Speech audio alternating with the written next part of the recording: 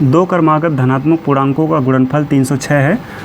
हमें पूर्णांक को ज्ञात करना है, इसके लिए द्विघात समीकरण बनाना है। ठीक है, तो इस प्रश्न के लिए केवल बस हम द्विघात समीकरण बनाएंगे और द्विघात समीकरण को कैसे सॉल्व किया जाता है इसके लिए हमने अलग से वीडियो बनाया है, उसको देख सकते हैं कि गुणनखंड विधि कैसे अप्लाई करते हैं। ठीक है, तो हम लोग यहाँ पे केवल द्विघात समीकरण बनाने जा रहे हैं।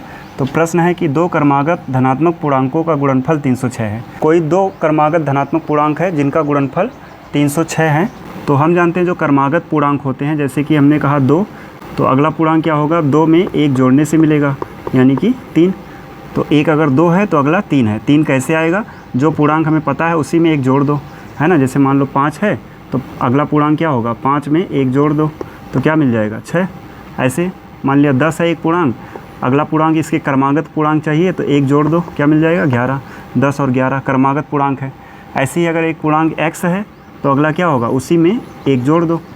तो एक पूर्णांक अगर x है तो दूसरा क्या होगा, x + 1 होगा। ये क्रमागत पूर्णांक होते हैं।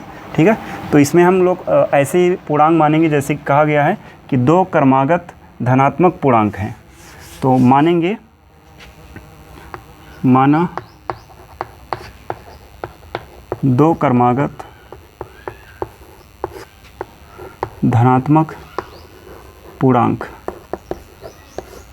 एक अगर x है तो अगला x + 1 होगा। ये हमने बताया कि अगर एक x है तो दूसरा x + 1 होगा, क्योंकि एक 2 है तो अगला 3 होगा। और 3 कैसे आएगा, 2 में 1 जोड़ने से, है ना। तो ये इस प्रकार से क्रमागत पूर्णांक मानेंगे। और अब ATQ यानी प्रश्नानुसार चलते हैं।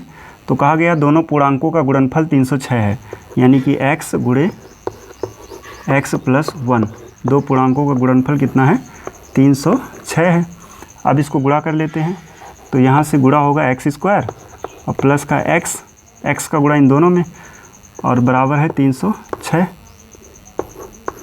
और 306 को उधर ले चलते हैं तो x² + x, और ये उधर जाएगा माइनस का 306 बनेगा।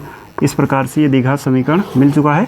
और इसी को जब सॉल्व करेंगे तो x का यहाँ से मान निकलेगा, और जब x आ जाएगा तो पहला पूर्णांक और उसी में 1 जोड़ देंगे तो दूसरा पूर्णांक हमें मिल जाएगा।